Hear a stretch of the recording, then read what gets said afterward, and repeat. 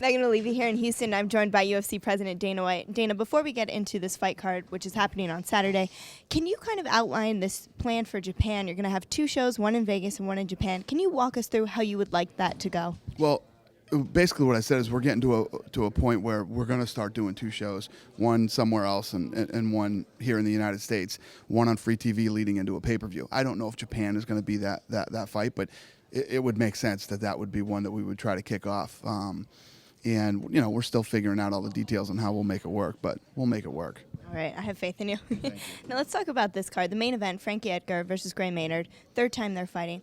Last time they fought, before the card, a lot of people were saying this is going to be a boring fight. These guys are just 2 wrestlers who are going to lay on each other.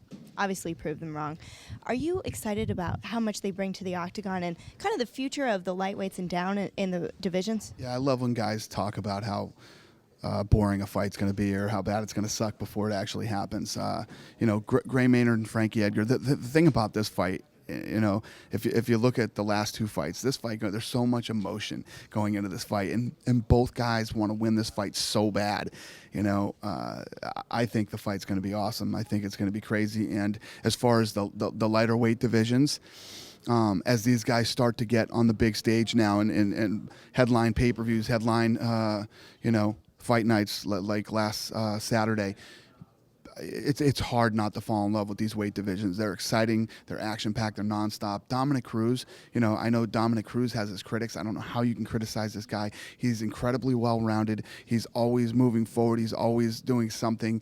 The guy breaks his hand and continues to fight and never once. You know, when things go wrong in the corner, you'll hear a guy going, I think I broke my hand. Even a tough guy like Josh Neer said something about his ribs in the corner, and when he heard it, you know when you got a tough guy, because then he was denying it to Joe Rogan, that he said it in the interview. You know what I mean? Josh Neer, Dominic Cruz, these guys are the type of fighters that are just mean, nasty guys that just love to go out and do it and have no excuses at the end.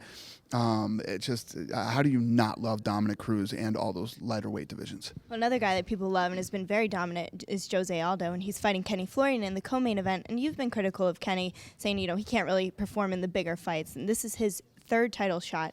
Do you think if Kenny comes up unsuccessful on Saturday, this is his last time to chase that belt? And just to clarify, I didn't say that Kenny can't perform in the big fights. I said that he fights differently in the big fights than he does in you know, a regular UFC fight.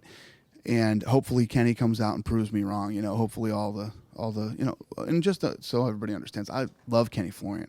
I like him very much and respect him as a fighter. I'm a fan too, and that's just my opinion in how Kenny fights in big fights, and title fights. So hopefully, you know, Saturday he proves me wrong and goes out there and fights like Kenny Florian fights. Another fight on the card is Chael Sonnen versus Brian Stann. Do you like this version of Chael better? Kind of no drama, doesn't really smack talk that much, has a lot of respect for his opponent. Well, I don't think it's the new Chael Sonnen. I think it's because of Brian Stann. It's the weirdest thing that I've ever seen. I've never seen a guy who gets so much respect from the other fighters in the history. I mean, if you look at what a guy like Anderson Silva has accomplished since he's been in the UFC, George St. Pierre, and the list goes on and on, you don't see anybody, unless, and those guys are world champions that have dominated their weight classes for years. You don't see anybody get the respect that a Brian Stann does. I mean, all the other fighters just respect this guy so much. Vanderlei Silva didn't even want to fight him. Can you talk about the evolution of Brian Stann as a fighter? You know, he went from somebody who was kind of one-dimensional, and now he's become one of the top 5 in his division. Yeah, no doubt about it. He's a guy who works hard and has, you know, done all the right things over the last few years to become a well-rounded fighter. And he's exciting to watch now, too. Did you ever expect him to become as good as he is now? I never really even thought about it. You know, it's not one of those things that I ever thought about, but you know, you have to respect the progress that he's made over the last few years. And this fight on Saturday is going to be interesting. If he can go in there and beat Chael Sonnen and beat him impressively, wow. He could be next for Anderson? Yeah, I mean, it'd be tough to deny that he, you know, shouldn't have that opportunity. But then what if Dan Henderson beats Shogun? I mean, it's going to depend on a lot of things, and timing is one of them. Okay, Dave Herman was pulled from this card because he tested positive for marijuana. Do you have any updates on that status at all? I actually saw that on the internet. Oh. I really don't know anything about it to talk about it.